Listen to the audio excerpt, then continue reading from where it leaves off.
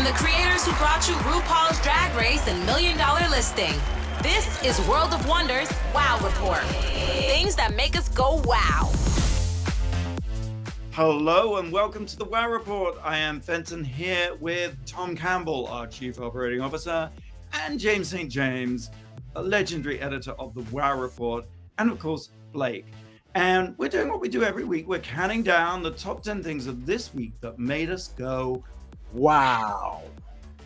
And without further ado, let's start at number 10. Tom. Number 10. We didn't have a show last week. James was away. Welcome back, James. Happy to have you back. I finally saw Barbie, and I need to talk about it. I'm having a heart attack. Please.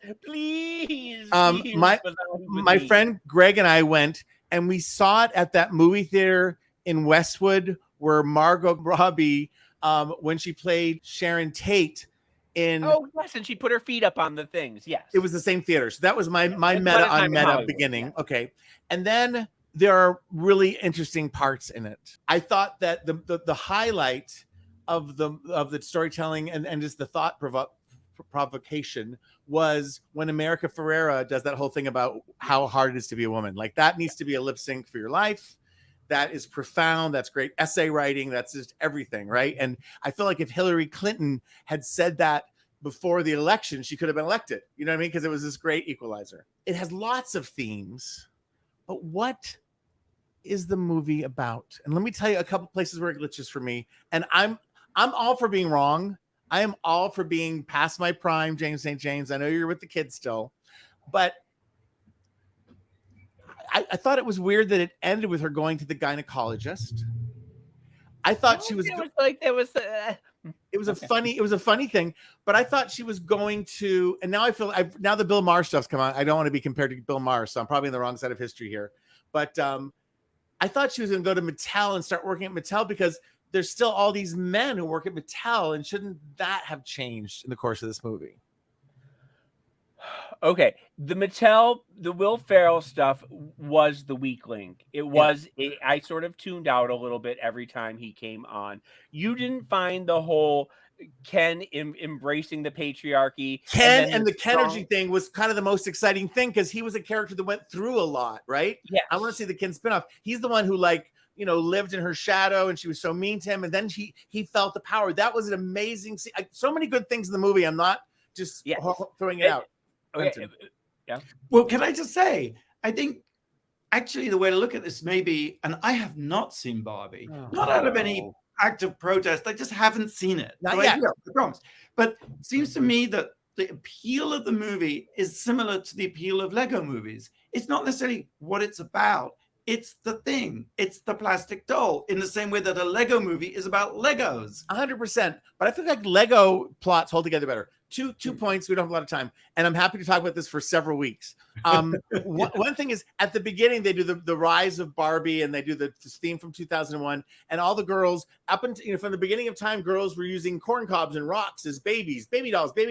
And then Barbie came along, and there's a scene of them, like, creatures like destroying the baby dolls. Because now Barbie, who represents... It was the first time children didn't have to pretend to be mothers. They could pretend to be adults. But then later, when Rhea Perlman reemerges from Heaven or Cheers, and as the inventor of Barbie, her ghost comes, and she kind of vibes with Barbie at the end, and they have kind of this vision together of like what it is to be a woman.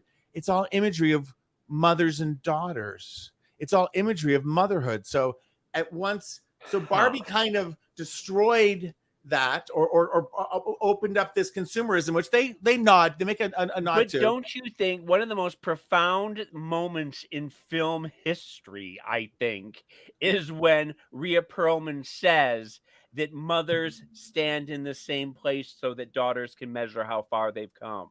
And I get goosebumps hearing that. And that leads into the idea that this is something about mothers and daughters together can have different generations enjoy Barbie, and that they all... Beautiful writing. I get that. It is more America Ferrera's story. Listen, I'm not denying it. My friend Greg came with me and he saw it for the second time. He said he liked it more the second time. So maybe, Fenton, if you'll have me, we should go see Barbie together. So yes. And I would love to we should do an all Barbie all the time. all Barbie show. Because but we will talk much more about Barbie, I feel, for a long time to come. Forever. So rest assured on that count. Moving on to number 9, James. Number 9. Well, I have quite a tale to tell. Bear with me because it gets crazier and crazier as it goes along. So last week I was in Charlevoix, Michigan, right? Which is where I sort of grew up there. We had a summer home. We would go there on vacations and weekends. And it's a tiny little town. I know everybody there. I went for Memorial. My mother's best friend passed away. And while it's really sad, it was very nice to see old family friends and reconnects. And the memorial was on a beach. And so I went to the memorial. And I ran into Carol's son, Scotty, who was my best friend growing up. And I took him aside and I said, Scotty, tell me all the gossip in the town before I start making the rounds, Ooh, I love small town gossip. Well, listen to this. So he said, well, Mr. and Mrs. Haggard. And I said, of course, the Haggards, they were next door neighbors. I grew up with them. I've known them for 50 years, blah, blah, blah. He said, well, Mr. Haggard was one of the fake electors in the January 6th uprising. Now, I don't know if you've been paying attention, but it's all over the news this week. Since the January 6th indictment, there were 6 states that had fake elector schemes. And what they did was, each state is divided into districts, and each district goes to the capital and says, District 1 went for Biden, District 2 went for Trump. And these fake electors made fake certificates saying that Trump won and elected themselves electors, even though they weren't, and went to the Capitol and falsified the document saying that Trump won. Well, Mr. Haggard was one of those people, and he had broken into the election count, the election results, changed the election results, got fake was certified. He's 83 years old, and he's facing 30 years under federal indictment. And he's going to be charged. He's been charged. And when I say it is all over the northern Michigan news about Mr. Haggard. So, of course, I ran up to Phyllis Haggard and Mr. Haggard and plopped myself down. And he was wearing, when I say Trump hat with Trump pins and Trump stickers and Trump sewing on it, and his jacket, he had a jacket with Trump all over it and Trump this and Trump t-shirts and everything like that. And then I was talking to him for hours, hoping to sort of get him to talk about it. He didn't really. But then we're walking back to his car, and he has a cutout silhouette of Trump in the front seat, so it looks like Trump is driving when you drive past it looks like Trump is in the car with them. So did you ask him about this, and was he completely unrepentant, or were you just very Completely polite unrepentant. and say, I was being very polite, but he started talking about his problems, and he was like, goddamn, Biden, this and that, and it was sort of, he was going off on rants and everything. He didn't address it exactly, but you could tell he was just and like I said, I have known Mr. Haggard my whole life. I have known his son my whole life. It's the Haggards. They're my mom's best friends, and he's just completely gone off the deep end, like so many people in Michigan have done. The whole state is absolutely bananas. The t-shirt stores have nothing but Trump t-shirts in it. I mean, it's just absolutely crazy. But I am seated next to history at this memorial. Would you have spotted Mr. Haggard as a Trump cultic person before all this? No, I mean, like I said, the Haggards have, been in our house. We've been in the Haggards. My mother they were drinking buddies, always just nice, cuddly people who have just suddenly drank the Kool-Aid and gone off the deep end. Oh, fascinating. That's why I want to know. We should have Mr. Haggard on as a guest. Yes. And funny, because as I was driving out of the city, out of the town to go to the airport, the Haggard Plumbing sign says, now Republican headquarters of Charlevoix, and it isn't. But he thinks that he is he can, these Trump people, he broke in. There's footage of him breaking in the back door of the voting station. Well, yes, Blake. I just can't believe the gall. It's crazy. It's crazy. The world has gone mad. The Haggards have gone mad. It's funny you mention that because I'm going to move on to number 8. Number 8. Rue sent around an article that's really fascinating. There's this guy called Bob Lefsetz, Lefsetz. And if you want to check out his newsletter, it's lefsetz.com. And I really recommend it. He's an analyst. I think he, sort of like getting up there in years. Lives on the East Coast. He's an analyst, but he writes these really fiery, I would say passionate and profound sort of essays. They're not long and verbose like something you'd read in the New York Times. They're very punchy. And the one he wrote the other day is, we're in our cult era. And his argument is that, giving it all the way up front, essentially, we're all separate and lonely, and this doesn't feel good. And the reason we're alive, or that we live to connect with other people, and the way that we do that is to join a cult. He analyzes all culture essentially as a collection of cults. Now, I guess he's arguing that this is a new thing, because in terms of media in the past, you had networks or newspapers, and that's all there was, and their reach was essentially universal. So everybody was essentially on the same page. Oh, yes. Yeah, but let me just point out that there was a top 40 radio station that everybody knew every top song. Right. There were 5 movies at any given time that everybody knew about. There were 4 channels that everybody knew everything. So essentially, everybody knew the same pop culture. Everyone had the same frame of reference. Yeah. And within that, you had differences and likes and dislikes. But that essentially, even though there was this common frame of reference, his argument is that center has dissolved, and all there is now is a bunch of bubbles and what he calls cults. He feels that, like in the same way that HBO Max has just become Max, culture has now just become cult. And he talks about Trump, and that's why I wanted to go on to this one, James. He talks about Trump as a cult. He talks about Taylor Swift as a cult. He talks about Succession as a cult. Weirdly, he says hip hop as a cult. He says there's very few actual listeners to hip hop. It's something you're either for or against. But he's saying not that many people actually listen to it. And by the same argument, he was saying not that many people actually watch Succession.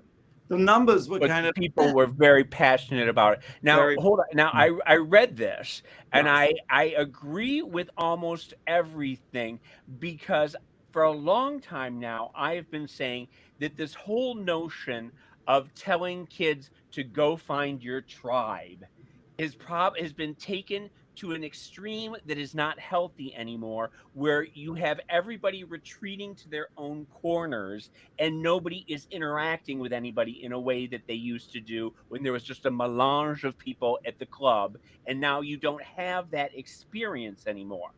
Yes. I will even go further back and say that public education was a great thing for this country, because it put us all in the same boat. And everybody in Iowa learned the same things that the people in Florida did. But my problem with this is how then do you explain something like a phenomena like Barbie, in which suddenly everybody is a part of it again? In Oppenheimer, there seem to be these anomalies to the idea of everybody not knowing one. I saw a meme the other day that it was like, Mufasa and Simba on the cliff, and he was like, see all those Barbies? Last summer they were Wednesday Addams. but even Wednesday would be cultish. But James, Barbie is a cult in the sense that everybody's cosplaying and going to the movies dressed as Barbie. It's about the belonging of Barbie is why the Barbie thing is such a breakout success, and Oppenheimer is just riding its coattails of that. Okay. I enjoyed I want to see more of this guy, and I want to read more of him too. I think because he says that Fox is a cult. He said HBO was a cult, and but MSNBC is not a cult because MSNBC is just counter programming to Fox. Right. Well, then he says the only way to combat a cult is to have another cult against it, and like so a little bit. MSNBC is a cult, yeah. Yeah, MSNBC is, but he says that Biden and Hillary Clinton are not cults. Yeah, there's nothing cultish. Bernie was a cult. Bernie was a cult. And if we had gone with Bernie, it would have been the cult of Bernie. Yeah. Right. I thought it was a fascinating article, and I definitely went and subscribed to his mailing list right away. Me too. Yeah. All right. Well, let's take one quick break. Blake, do you have a question for us? Of course I do. What's the best-selling Barbie of all time? And I'll give you a hint. If you listen to this show, Margo Robbie dressed up as her at the Mexico City premiere in July. All right. We'll have the answer right after the break here on the Wow Report on Radio Andy. You're listening to World of Wonders Wow Report. Things that make us go wow. Welcome back to the Wow Report. I am Fenton here with Blake and Tom and James. And by the way, we had a very teasing question before the break, but I just want to say there are 2 new shows for your viewing pleasure. Inside the Producer's Studio with Candy Muse and Jimbo Presents. It's my special show. Both new episodes every Monday night to cure those Monday blues. You can sign up, of course, wowpresentsplus.com. Well, I have a one-word review for both shows. Yeah. Wackadoodle. Wackadoodle. Oh, yeah. Well, I have a question. What is the best-selling Barbie of all time? I think I'm wrong, but my favorite of all time was Malibu Barbie. When she first came out, she was like in a seafoam, almost see-through bathing suit, tan with blonde hair. I love Malibu Barbie. I think you might be right. Well, you're both wrong. It's Totally Hair Barbie from 1992. Sold more than $10 million worldwide. Wow. What is Totally Hair Barbie? Is she her suit? Is she covered in hair or what? Really long, big hair. Yeah. Yeah, she's your suit Barbie. I love that you think it's like back hair Barbie. That's so hot. That's next time. We are counting down the top 10 things that made us go wow. We've reached number 7. Tom. Number 7. James, I think you texted me that you've seen this. Fenton, if you haven't, you need to.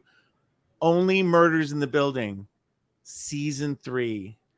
First of all, let's just remember that Martin Short and Steve Martin are like a gift from God to the planet Earth, and they're the funniest people. Selena Gomez, I have warmed to. I love her so much. You know, you've heard that, but Meryl Streep is part of the cast, and Paul Rudd is part of the cast, and they have done a brilliant job. It's just the first 2 episodes are out. That's all. You're not behind yet. And it just sort of resets the chessboard as these mysteries. You know, every season there's a different sort of murder mystery. And without giving too much away, it all happens. Martin Short, the sort of failed producer, is doing his own Broadway show.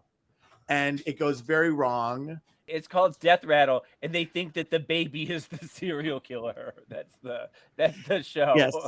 And Paul Rudd plays a miserable star, and Meryl Streep, in casting genius, plays someone who is her age, whatever that might be, 60-something, who has never got a break. An actress who's been rejected and rejected and rejected, and all you want someone to say her whole career is like, "Where have you been?" So she does this incredible soliloquy for Martin Short. She comes in and he goes, "Where have you been?" And so she comes in, but she's a very quirky, funny character. And they've set up the murder. It happened in the building, but the whole thing is going to take place behind the scenes and lots of parodies and inside jokes about Broadway. And I am so in. Now, the thing is, because I am with you, I love every minute of this show, and it is just comfort food for me. Yes. But I remember you saying at the end of season 1, if it ended here, I would be fine with it. It doesn't need to go on. And then at the end of season 2, you sort of said, if it ends here, I don't need it to go on anymore. And I sort of feel like, do we really need another season? Yes, because I find there's so little to watch that I want to watch. I do not want to watch crime stuff. I do not want to watch occult stuff. I don't want to watch murder stuff. I don't.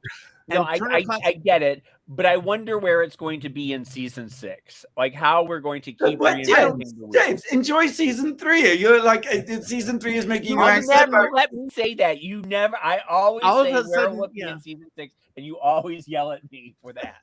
And James is all of a sudden looking into the future, planning. He's like getting like CDs and stuff. He's really planning. Where will we be in 2030? Exactly. But I have to say, there is an old-fashioned quality to the writing and to the caper. It feels very much like a Thin Man series or something, with the humor. It does. And I yes, and I'm deep. And Jackie Hoffman is back, and they're repurposing a lot of the characters. I love that they how cute is the son? Oh, very cute, very cute. Yeah, and I do love the idea of a Broadway disaster. Like, wasn't that the whole idea of Springtime for Hitler? What was that? Yes, the producers. Yeah, it just sounds so that because that feels like a lovely sort of tangent onto which to go. And I guess there'll be a murder, I'm assuming, at some point. Oh, there is. It's already been established. Oh, right. There was this one little scene, doesn't matter anything, but it was so smart. They come back to the apartment after something horrible happens at the stage, and the elevator's broken. So all of the cast of characters are in the lobby. It was such brilliant writing. Like, how do you efficiently, recall and refresh all of the character stories? Have them all waiting in the lobby for the elevator. Anyway, it's brilliantly done. John Hoffman is the co-creator with Steve Martin, and just it's quality and it's funny and watch. J'adore. So that's Only Murders in the Building, season 3 on Hulu. Number 6, James. Number 6. I had a very scary encounter with ChatGPT that I want to tell you about.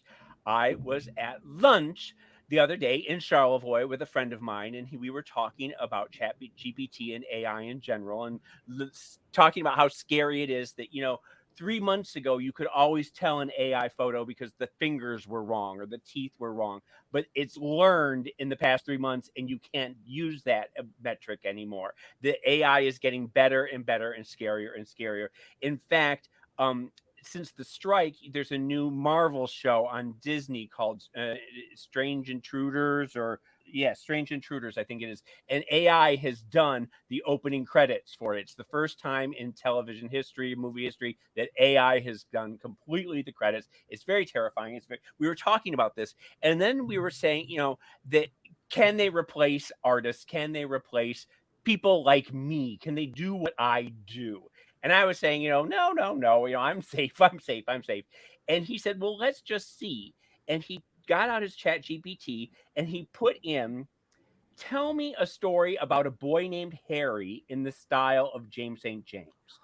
And within 2 seconds, not even 2 seconds, a story came up. And when he started reading it, and I'm going to just tell you a little bit of it right here, it is more James St. James than anything I have ever been. Oh, my darlings, oh, my dears, it starts off. Pull up a chaise and plop on some lip gloss, for have I got a tale to tell you about a sweet, sweet boy named Harry with a thicket of jet black hair like a young Warren Beatty circa shampoo, 1972. And he's off and running, and it sounds... And because, both my books are online, over 5,000 blog posts. Every interview I've ever done is online. So AI, ChatGPT, was able to just get me and tell this story about a sweet, sweet boy named Harry. It literally just like that. It was, and they were laughing hysterically. They were falling out of their chairs reading it. And I just had goosebumps thinking, this is the end of me. I think this story might be the new humble brag, by the way. Because I think if you said, have a story like Tom Campbell about Harry, they'd be like, who's Tom Campbell? It was like, doing that. Nothing. No, but when I say literally less than 2 seconds, and it was right there, and it was completely it was so, and I mean, like, when I die, like, you can just get a robot and plug in the ChatGPT, and there I am again. I'll wait till then. I was going to say, that's comforting news. Thank you, James. Thank you. That is weird. That's why all this let's stop AI. I don't hear any, just on the radio and stuff, but I don't hear any solutions. I don't There hear are any. none in the sense that, Tom, you just can't put the toothpaste back in the tube. Isn't that the lesson of Oppenheimer? Like you're gonna have to live with it and figure it out rather than sort of stop it. I'm thinking of having business cards printed that say Tom Campbell, AI consultant. And I come in like a dumb human and just dumb it up a little bit so it feels human. So people don't like mind it's AI. Like, why not like I should put a van like AI specialist, Tom Campbell, just keep her, how do you do it? Or caterer to the AI machine. I don't know. You got to jump on to the next thing. You got to like reinvent. Yeah, you need to artisanalize AI. So it's like humanized. Yeah, and I love that, Tom. If I mention it to any writer friend, they're like, you can't, like, because they're all on the picket lines. They're like, you can't even don't say AI. No jokes about AI. I think, Tom, you're about to make an enemy of AI, and it's going to be like hell saying we can't let you do that, Tom. You said that AI we will either be its slaves or its pets, and I've been gaining weight in all the right places, hoping I'll be a pet, like a fat cat. I love it. Humanity is the pets of AI entities. All right, let's move on. Number 5. Number 5. Has anyone watched Hijack? What is it? Have you even heard of Hijack? No. That's the extraordinary thing. I hadn't heard of Hijack either. It's a series on Apple Plus, and it stars Idris Elba, and it's along the lines of the 24 model. Remember 24 with Jack Bauer? Yes. And so flight takes off from Dubai to London. It's a 7-hour flight. There are 7 one-hour episodes, and the title, the plane is hijacked. I have to tell you, the first episode is so good. Each episode is a different hijacking, or it's a different hour of the same hijack? It's a different hour of the journey from Dubai to London. Okay. And Idris Elba is on the plane. I mean, that's not really a huge giveaway. And but he's not one of the hijackers. And his sort of mission, Jack Bauer-like mission, is to prevent 261 people from dying. And it starts off really good and is really tense, because I love the idea of, a cast in a confined situation. It's and I do fly a lot, so I'm always like, why aren't there more things said on planes? Because it's so true. You've always got so many different people crammed into a tiny space, and it is inherently tense. You just hate. It's like The Lady Vanishes, I think, is the original of those. Right. Well, it's good, but it's sort of the first 3 episodes I was completely hooked, and then I was like, something's really weird here. Like, things would happen that just didn't make sense, and I wonder now, and I don't want to insult AI, but I wonder if sort of halfway through they just said, "Oh, AI can finish the rest of this," because the wheels kind of come off the bus, which is. I actually heard that James St. James was hired halfway through. And at some point, here's a little tell, darlings. Plop your ass down in a first-class seat, and I got a story for you. But perfectly darling hijackers. There's a famous moment where you just suddenly realize when they were filming this, how many times did the hijackers have to walk up and down the plane being menacing or threatening passengers? Because it just goes on and on. 7 hours is a long time. The worst part is they didn't serve beverages or snacks until the 4th hour. Well, everyone was starving. Of course, meal service is disrupted. That's a spoiler alert. But they do allow them to give out water, which proves to be the hijackers undoing, because for some reason I won't tell you. And but then they get peed on. At some point, obviously, they have to go to the ground, and the plane is on its way to London, and it's just such a contrast of like everybody's in a glass conference room, one glass conference room overlooking the Houses of Parliament, and you've got the foreign minister, you've got the head of police, you've got the action superhero, you got the journalist. For some reason, they're all in one conference room overlooking the Houses of Parliament, and it's like something out of Monty Python. They're all like sort of carrying on, being completely incompetent, of course, because they've only got 7 hours to figure out what to do. And it's kind of worth watching because once you're on board, I feel you cannot actually stop watching. Did you binge? I did like 2 hours at a time, and it went from being extremely good to extremely awful. I suppose it's like the trajectory of a plane as it's coming into land. And but I just stayed with it the whole time, and I'd love for you to watch it. Maybe I'll give it a chance this weekend. And no Spice Girls appear in this film at any point. No Spice Girls. I don't know if I'm going to watch.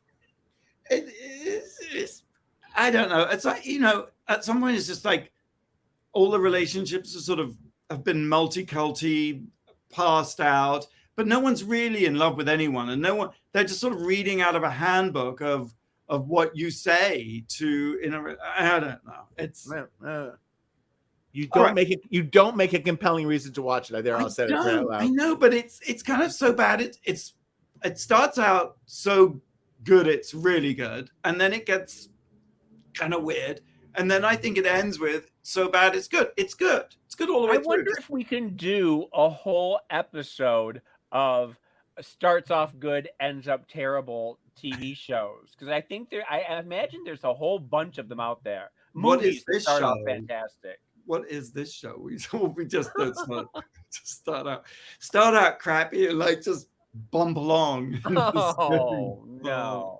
Well, I am usually number 10, and that's usually goes pretty well. RuPaul's Drag Race Down Under is airing now on Wow Presents Plus worldwide, excluding Canada, UK, and Down Under. It's on Stan in Australia, TVNZ in New Zealand, and there's new episodes every Friday. Sign up at wowpresentsplus.com.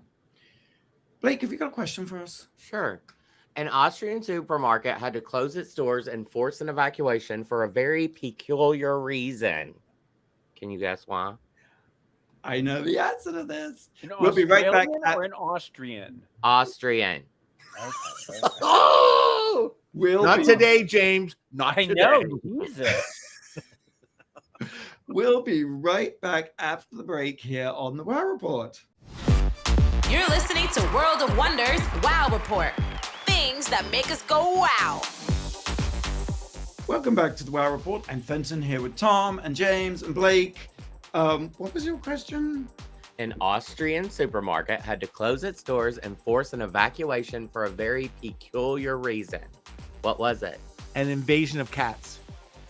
I'm going to say a bunch of Sound of Music cosplayers that were singing. Getting colder. Someone took a shit on the floor. No, I said Austria, not Hollywood, Fenton. Oh. They had to close because they found a spider with a bite that can cause permanent boners. Don't tell James this. Don't tell James this story. Off to Austria. Here, spider, spider, spider. Can you believe there's a spider that will give you a boner for forever? That's no. insane. It's worth Googling after the show, I gotta tell you. All right. We learned so much from Blake. We learned so much. No, really.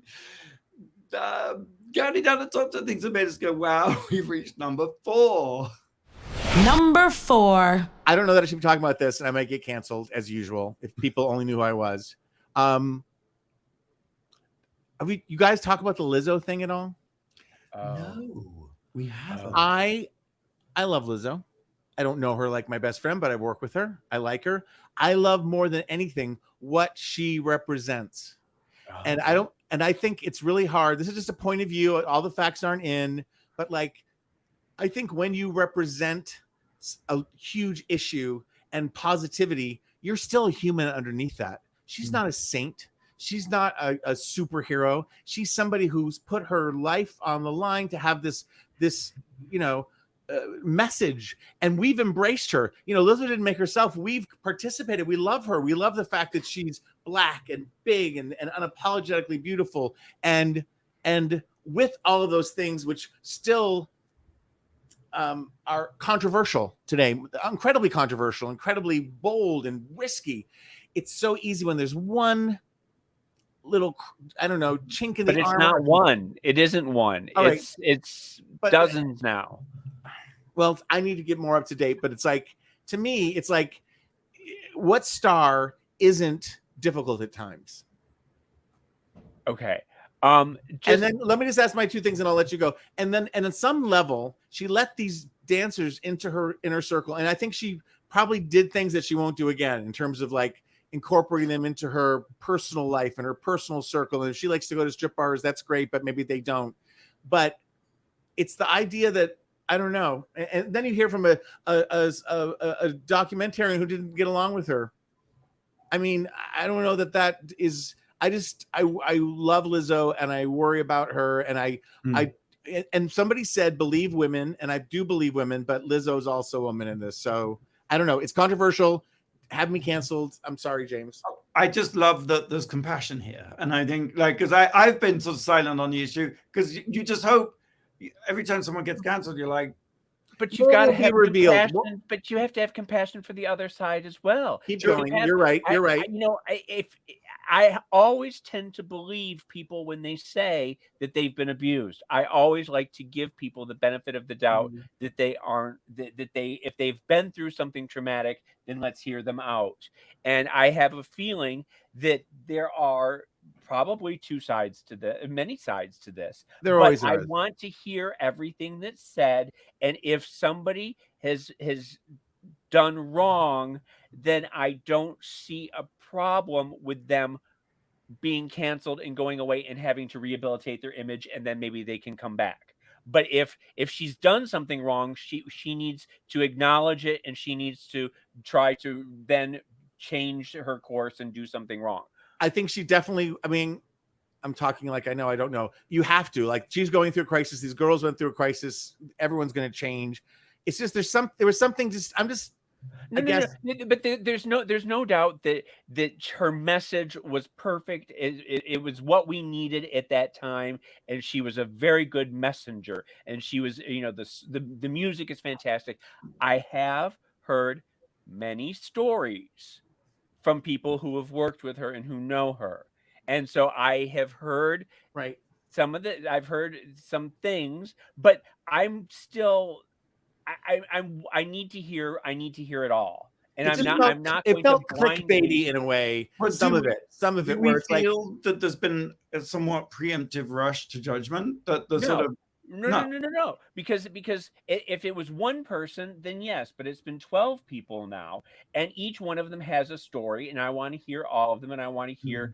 I want to hear her I want to hear her explanation. And I want it to give everyone the benefit of the doubt, because if people, it's like when, a woman says that she's been sexually abused and people rush to say that, no, she wasn't. No. You always give the abused their platform and their time to talk. And I'm not trying to raise anyone's voice. It's just, we haven't all been together in a long time. And she is someone that we admire. She's a big part of the Barbie narrative, that everybody, and there's a reason for that, and everyone loves that. And I only know about the three. I've heard the three dancers on Chris Cuomo. I've read comments from the director and from one of her past associates. I didn't know there was 12, but there's something in this clickbait world. There's something about an unflattering picture of Lizzo with a headline that sort of screams. There's no doubt that people have been gunning for Lizzo, that she is disliked by a large swath of for being brave on that level. For being who she is, yes. But I think that might be separate from what's happening. I think it's sort of dovetailing, and it's like, let's, now is the chance to get rid of her because of this, but I still want to hear all sides. Yes. And thank you. It's compassion. It's compassion for both sides, James. Thank you for clarifying that. But just let the truth come forward and see what happens. Definitely. And Tom, I'm glad you spoke about it, rather than us just ignoring it. She's done things at World of Wonder, and she has been an absolute delight. And every time I've met her, I've walked away thinking, now that is a fantastic. I get goosebumps thinking about how wonderful she is. Yep. So I completely understand where you're coming from. Thank you. More to be revealed. Number 3, James. Number 3. There are 2 musicals one is already out on Broadway and the other is coming that I wanted to talk about for very specific reasons. The first one that's coming, it was just announced that The Warriors is going to be made into a musical, the 1979 cult classic about Warriors come out and play. It's about a dystopian New York future where the gangs have overrun the city, and every gang is a colorful, like campy as hell. They have different names and costumes and everything. And the Warriors are framed for a murder, and they've got to get from the Bronx to Coney Island in 24 hours to clear their name, and they have to make the gauntlet of all the different gangs. And in the original script, there was a gay gang called the Dingoes, and they were leather queens, and they got cut out of the movie. And I'm hoping that we'll have a woke Warriors. The Dingoes are back, baby. The Dingoes are back. The Dingoes are back. But it starred, if you remember, Michael Beck, who was also the star of Xanadu. The other great, yes. That year he had two great camp cult roles. Anyway, the other one, now, Fenton, this is for you. This is playing on Broadway right now. And Tom, you should probably go see it. It's called Here Lies Love. Oh, yes. You know about I this. saw it off Broadway. I saw it off Broadway too. Yes. Okay. It's David Byrne collaborating with Fatboy Slim, telling the story of Imelda Marcos. And when you saw it, was it on stage and you were the dancers? It was in the round. It was immersive, right? There were platforms that would be reassembled, and the audience was standing, would sort of move around it, right, Tom? Yes. I remember leaning a lot during it. It was a very good show, but I'm just like, oh. Well, I wish I had a interestingly, seat. it tells the story of Imelda Marcos and Ferdinand Marcos, and it's in her palace disco, and they're singing the stories and singing the plot along, and everybody is dancing along, and then it's Studio 54, and then it's her apartment disco, blah blah blah.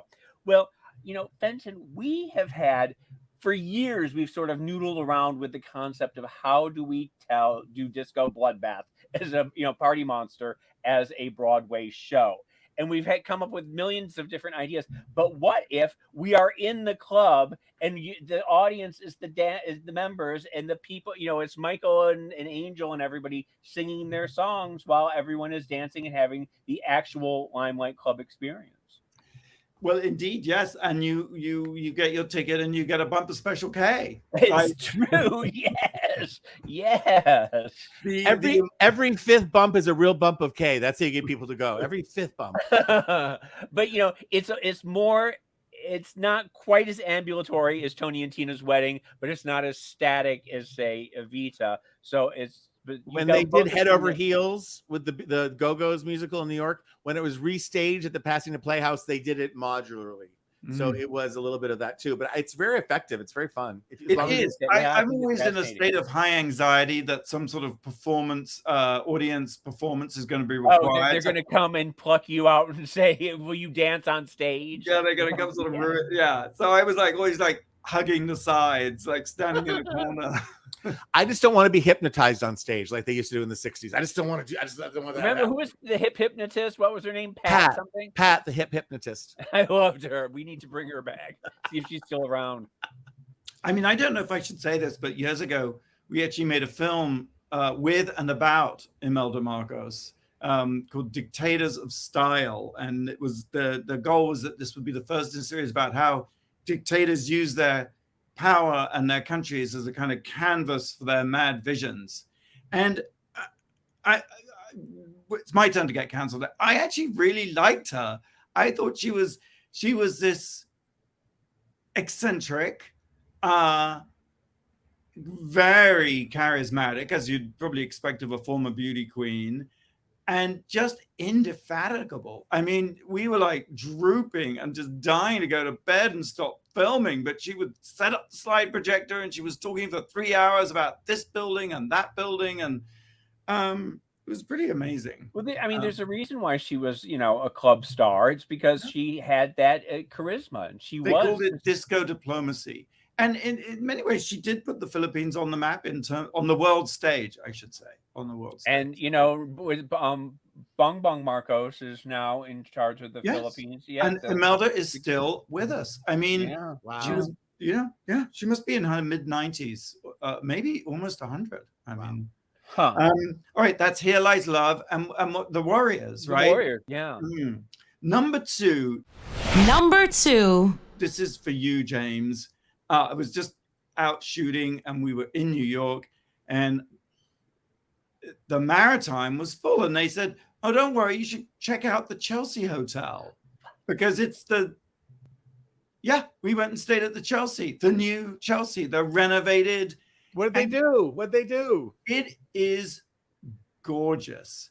It has been, I was going to say restored, but it's that sort of retroactive design sense that is better than it ever was originally. And it's sort of theme parky, I suppose, but it is just gorgeous. Now, the Chelsea has been under renovation, I think, for almost 15 years.